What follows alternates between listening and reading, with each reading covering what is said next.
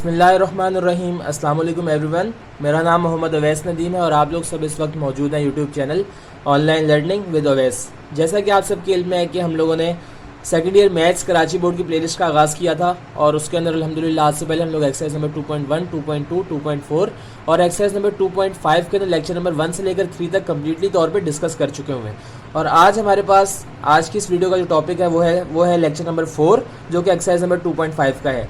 आज की इस वीडियो के अंदर हम देखेंगे कि हमारे पास अब जो एक्स इंटरसेप्ट और वाई इंटरसेप्ट का जो कॉन्सेप्ट था जिसको हम लोगों ने लास्ट वीडियो में कैरी ऑन करते हुए कंटिन्यू किया था, आज देखेंगे कि हमारे पास उसकी कौन कौन से मजीद क्वेश्चन है जो कि बोर्ड के हवाले से इंपॉर्टेंट है। तो सबसे पहले आज का जो हमारे पास क्वेश्चन है, आप अपनी आज की इस वीडियो को भी स्टार्ट करते हैं।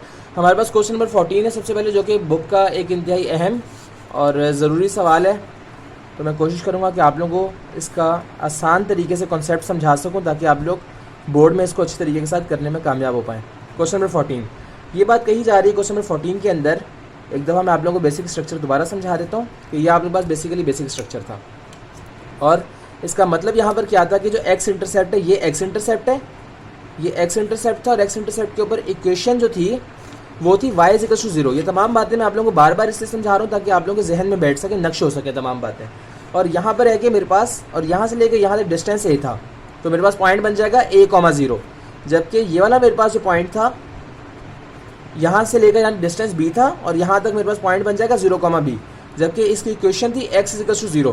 बिकॉज यहाँ पे मेरे पास y में जो डिस्टेंस कवर हो रहा था लेकिन मेरे पास यहाँ पे x के अंदर डिस्टेंस कवर नहीं हो रहा था, जब भी यहाँ पे 0 जो है यहाँ पर x आ जाएगा, यानी कि x की जगह पे 0 आ जाएगा। दोनों बातें एक ही हैं। और यहाँ पे क्योंकि y के अंदर 0 था तो इस वजह से यहाँ पे x, y की जगह पे 0 आ गया।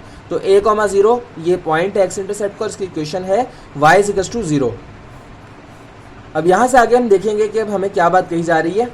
सवाल में बोला जा रहा है कि x intercept of a line, यानी कि x intercept of a line जो है is the reciprocal of its y intercept. यानी कि मुझे ये बात सीधी सीधी कही जा रही है कि आपके पास जो एक्स इंटरसेप्ट है, यानी कि जो ए है मेरे पास, गिवन कंडीशन, मुझे गिवन कंडीशन है कि मेरे पास जो एक्स इंटरसेप्ट है यानी कि मेरे पास ए जो है x intercept is the reciprocal of y intercept, of its y intercept. मतलब सीधी सीधी बात मुझे पता चली कि मेरे पास a is equal to 1/b मेरे पास स्टेटमेंट बन जाएगी। और आगे मुझे बात बोली जा रही है कि the line passes through the point 2,-1। अब कल वाले लेक्चर के अंदर 3 इंतहाई अहम बातें हम लोगों ने डिस्कस की थी। मैं उम्मीद करता हूँ कि तमाम बातें आप लोगों को अब याद होंगी।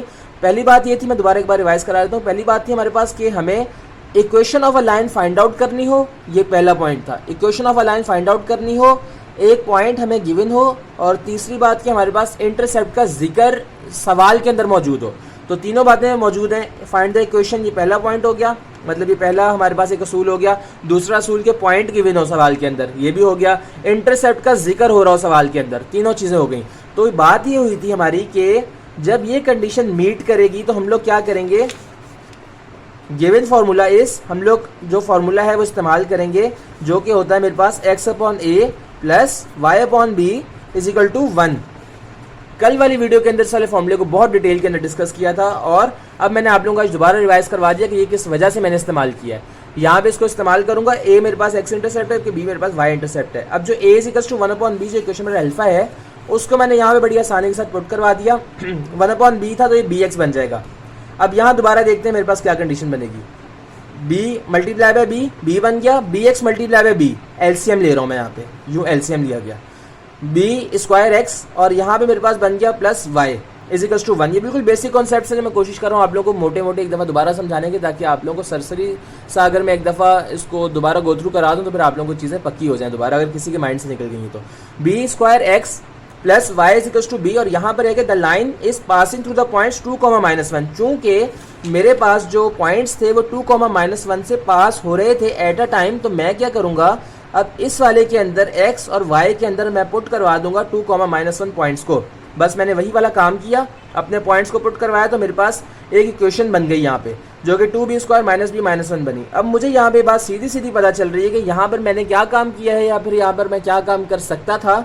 तो मैंने यहाँ पर किया कंप्लीटिंग द स्क्वायर मेथड, यानी कि इसको मैंने यहाँ पर मिडिल टर्म ब्रेकिंग का जो मेथड होता है मैंने उसको अप्लाई किया और उसको करके मैंने किया है। सबसे पहले इसका तरीकाकार क्या होता है मैं एक दफ़ा दोबारा आप लोगों को समझा देता हूँ, अगर किसी के माइंड से निकल गई ये चीज़। या अगर किसी को समझने में मुश्किल हो रही है तो completing square method, breaking the middle term, breaking the middle term, इसको मैं इस तरीके के साथ करूँगा जो शॉर्ट ट्रिक जो मैंने अपने लिए आसान समझी हुई है और जिस तरीके से मैं करता हूँ मैं उस तरीके से कोशिश करूँगा आप लोगों को समझाने की। तो वो मेरे पास होती है कि सबसे पहले 2b स्क्वायर मल्टीप्लाई बाय -1, तो -2b स्क्वायर मैंने यहाँ पे साइड पे लिख लिया अपने पास। अब मुझे दरमियान में कोई ऐसे दो नंबर आपस में मल्टीप्लाई करवाने हैं, दो ऐसे नंबर दरमियान में लिखने हैं कि जब मैं उनको एडिशन या सब्ट्रैक्शन करवाऊँ तो मेरे पास -b आ जाए, और जब मैं उन दोनों का आपस में मल्टीप्लाई करवाऊँ तो मेरे पास ये चीज़ आ जाए। तो मैंने क्या किया, -2b + b किया, तो 2 1 = 2 और ये b multiply by b -2b square plus minus is minus, तो मेरे पास -2b स्क्वायर आ रहा था। और अगर मैं इन दोनों को माइनस करवाऊँ प्लस माइनस करवाऊँ तो आंसर ये आ रहा था मेरे पास। तो मुझे ये बात पता चली कि मेरे पास कंप्लीटिंग द स्क्वायर मेथड के थ्रू ये वाला सवाल बड़ी आसानी से यहाँ पर हो रहा था और इस तरीके से मैंने इसको किया है। मेरे पास b के अब दो आंसर्स आ जाएंगे। सबसे पहले मैं क्या काम करूंगा, पिछले वाले सवालों की तरह सबसे पहले मैंने अपनी आंखें बंद करके आसानी के साथ अब मैंने क्या करना है, सवाल को इतना आसान बना लिया है मैंने कि अब मैं b = 1 जो है अब मैं इसको पुट करवाऊंगा a = 1 के अंदर, यानी कि इक्वेशन नंबर अल्फा के अंदर जो कि 1 है, a = 1/b। तो जब मैंने इसको यहाँ पुट करवाया तो a = 1 मेरे पास आ रहा है और b = 1 आ रहा है। अब यहाँ पे a = 1 और b = 1 मैं पुट करवाऊंगा इक्वेशन नंबर a के अंदर, और इसको इसके अंदर पुट करवाने के बाद मेरे पास क्या होगा, मेरे पास जो आंसर आएगा वो आंसर नंबर 1 होगा। और इसी तरीके के साथ अब मैंने दूसरा काम एक और करना है जो कि b = -1/2 है। अब मैंने लिखना है कि now secondly put b = -1/2 in equation number alpha. जब मैंने इसको इसके अंदर पुट करवाया तो मेरे पास क्या आंसर आएगा, मेरे पास अब दो आंसर्स और आ रहे हैं, एक a = -2 और दूसरा मेरे पास आ रहा है b = -1/2। और यहाँ पे करके मैंने दूसरी दफ़ा इन दोनों को पुट करवाना है। अब मैंने पहले लिखा कि now first put a = 1 and b = 1, यानी कि इसको और इसको इक्वेशन नंबर a के अंदर पुट करवाएं। तो क्या मेरी वही वाली बात साबित हो गई मेरे सामने, आंसर नंबर 1 मेरे पास आ गया। अब दूसरी दफ़ा मैंने क्या किया, now secondly put a = -2 and b = -1/2 in equation number a। दूसरी दफ़ा मैं इनको पुट करवाऊंगा तो मेरे पास क्या चीज़ें आ जाएंगी, अब मेरे पास आ जाएगा माइनस, यहाँ पे 2 आ जाएगा, 2y, यहाँ पे देखिएगा x/-2 और -2y/1। अब यहाँ दोबारा मैंने एलसीएम लिया है। एलसीएम कैसे लिया कि -2 और ये क्रॉस मल्टीप्लिकेशन करवा दी, x1 = x, minus minus is plus और 2 2 = 4, 4y, ये टोटल आ जाएगा 4y मेरे पास। -2 वहाँ जाके मल्टीप्लाई हो जाएगा, ये मेरे पास आंसर नंबर 2 बन जाएगा। और इस तरीके के साथ मेरा क्वेश्चन नंबर जो 14 था वो अल्हम्दुलिल्लाह यहाँ पर मुकम्मल हो चुका हुआ है। मैं उम्मीद करता हूँ कि ये तमाम कॉन्सेप्ट्स और तमाम चीज़ें आप लोगों को बहुत अच्छे से समझ में आ चुकी होंगी इंशाअल्लाह ताला। अब मेरे पास नेक्स्ट जो क्वेश्चन है वो एक इंतहाई अहम सवाल है और दूसरा सवाल है जो कि मेरे पास अब है, मुझे बोला जा रहा है सवाल के अंदर दोबारा वही वाली कंडीशन है कि find the equation of the straight line. एक लाइन है उसकी इक्वेशन फाइंड आउट करनी है, दोबारा तीनों कंडीशंस मिल रही हैं, एक पॉइंट गिवन है, एक equation of a line find out करनी है और तीसरा क्या काम है मेरे पास, तीसरा ये है कि मेरे पास यहाँ पर डिस्कस किया जा रहा है या फिर मेरे सामने नाम लिया जा रहा है किसका, यहाँ पे इंटरसेप्ट का। तो मैंने यहाँ पर अब क्या काम करना है, अब मैंने यहाँ पर इस चीज़ को सबसे पहले देखना है कि अब मैंने यहाँ पर किस तरीके से अपने फॉर्मूले को एडजस्ट करके इस्तेमाल करना है। तो विच पासेस थ्रू द पॉइंट, यहाँ मेरे पास है and is such that the portion of it is between the axis divide by the point in the ratio 1:2। अब यानी मेरे पास क्योंकि अब रेशोज़ का जिक्र हो रहा है, तो जब भी मेरे पास रेशोज़ का जिक्र हो रहा होता है तो मैं उसके अंदर क्या इस्तेमाल करता हूँ, इंटरनल डिवीजन। क्वेश्चन नंबर 15 को मैं एक दफ़ा समझा देता हूँ आप सबके सामने कि मुझे क्या बात कही जा रही है। क्वेश्चन नंबर 15 के अंदर इक्वेशन ऑफ अ लाइन मुझे फाइंड आउट करनी है और उस इक्वेशन ऑफ अ लाइन के अंदर जो डायग्राम मैंने बनाई है मैं इसको आप लोगों को दोबारा एक दफ़ा बना के दिखा देता हूँ, अगर किसी को और कोई क्यूरी है तो क्लियर हो सके अच्छे से। ये देखिएगा यहाँ से, क्योंकि मुझे पॉइंट्स दिए गए थे -3, -2। -3 ये वाला पॉइंट है मेरे पास x एक्सिस की साइड पे, और यहाँ पे मेरे पास है 2 यानी y के साइड पे 2 पॉइंट्स हैं, -3, 2। और इन पॉइंट्स को मैंने आगे पुट करवा के इस्तेमाल करना है। यूँ मेरे पास डायग्राम बन गई, मेरे पास y एक्सिस के ऊपर बनेगा 0, b, जबकि यहाँ से लेकर यहाँ तक मेरे पास डिस्टेंस बनेगा a। अब मैंने यहाँ से आगे चीज़ों को देखना है कि मैं क्या करूँगा और किस तरीके से चीज़ों को पुट करवाऊँगा। तो अब यहाँ पे चीज़ों को देखते हुए मैंने जस्ट वाला काम करना है कि we have to find equation of a line. चूँकि इक्वेशन ऑफ अ लाइन जो है मुझे फाइंड आउट करनी है तो उसके लिए मैं फॉर्मूला इस्तेमाल करूँगा x/a + y/b = 1। तो बस वही वाला मैंने फॉर्मूला यहाँ पर इस्तेमाल किया दोबारा, ए मेरे पास एक्स इंटरसेप्ट और बी मेरे पास वाई इंटरसेप्ट है। अब आगे मैं ये बात बोल रहा हूँ कि अकॉर्डिंग टू द क्वेश्चन, यानी कि मुझे अब जो बात दी गई है और जो काम मुझे करना है, जब भी मुझे रेशियोज गिवन होंगे, when ratios will be given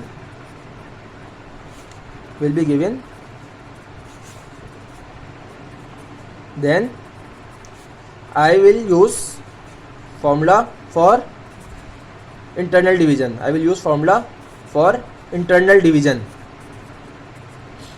तो बस मैंने यहाँ पे वही वाला काम किया और यहाँ पे मैंने इंटरनल डिवीजन के फॉर्मूलाज को इस्तेमाल करवाया है। कहाँ पर करवाया और किस तरीके से करवाया, अब इस बात को डिस्कस करेंगे यहाँ पे, क्योंकि मेरे पास फॉर्मूला होता है इंटरनल डिवीजन का कि x upon y is equal to m1x2 plus m2x1 divide by m1 plus m2 और comma m1y2 plus m2y1 divide by m1 plus m2। अब यहाँ पे मैंने लिखना है कि x equal to m1x2 plus m2x1 divide by m1 plus m2, उसको अलग लिखूंगा, और y is equal to m1y2 plus m2y1 divide by m1 plus m2, उसको मैं अलग लिखूंगा। और यहाँ पे मेरे पास अब क्या है, यहाँ पे सबसे पहले मेरे पास जो है a,0 है, जो कि मेरे पास पॉइंट्स हैं x के, तो मैंने सबसे पहले उनको अलग से लिखना है, उनके लिए लिखना है। तो सबसे पहले मैं उनको लिख दूंगा। और यहाँ पे मेरे पास आपके जहन में क्वेश्चन आ रहा होगा कि यहाँ पे मैंने इसको माइनस में क्यों नहीं लिखा, हालांकि यहाँ पे तो मैंने डिस्टेंस को माइनस में लिखा था। तो इसका रीज़न मेरे पास यहाँ पर ये बनेगा कि मेरे पास जो एक्स इंटरसेप्ट और वाई इंटरसेप्ट बनता है वो हमेशा पॉजिटिव की फॉर्म में बन रहा होता है। यहाँ से आगे मैं दोबारा देखूंगा कि मेरे पास क्या चीज़ें हैं, x comma y is equal to m1x2 plus m2x1 divide by m1 plus m2, और यहाँ से मैंने बड़ी आसानी के साथ अपना इंटरनल डिवीजन का फॉर्मूला लगाना है। और क्योंकि मुझे दिया गया था m1:m2, ये m1:m2 बन जाएगा, तो मेरे पास इस वजह से 1:2 m1:m2 था।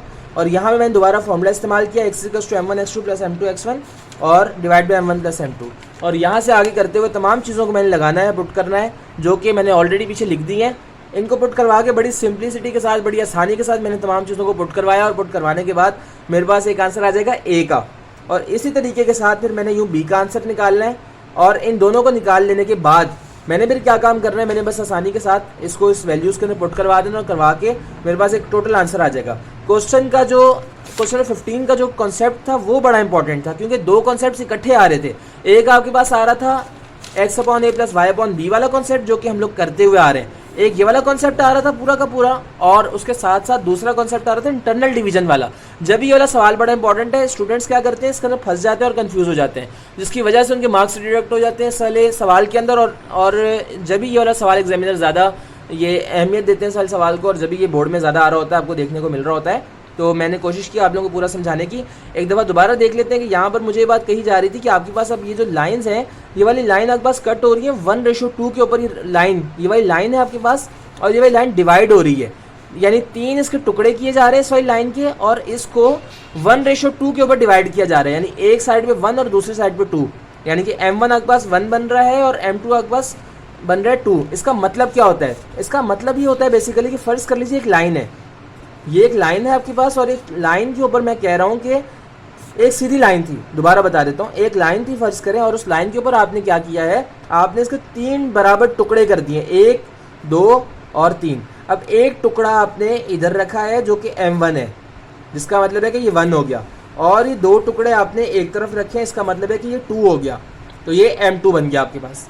ये वाला आपके पास कॉन्सेप्ट था। जब भी m1:m2 आपके पास आ रहा था, ऊपर वाली बात आप लोग मैंने इलेबोरेट करके एक्सप्लेन कर दी कि जब भी आपके पास रेशोज़ का जिक्र हो रहा होगा तो हमेशा then in this condition you will always use the formula for internal division. तो बस इस वजह से आपने ये वाला फॉर्मूला यहाँ पर इस्तेमाल किया। तमाम चीज़ें गिवन थी, यहाँ पर आपने इस चीज़ को क्यों पुट किया ये भी मैं आप लोगों को दोबारा समझा देता हूँ और बता देता हूँ। यहाँ पर आप लोगों ने एक्स इंटरसेप्ट जो था, एक्स इंटरसेप्ट हमेशा आपके पास पॉजिटिव के अंदर आ रहा होगा यहाँ पे, तो a,0 इस वजह से आपने यहाँ पर लिखा। जब भी आपने यहाँ पे नेगेटिव वाली साइड को इग्नोर करते हुए a,0 के वे में उसको लिया।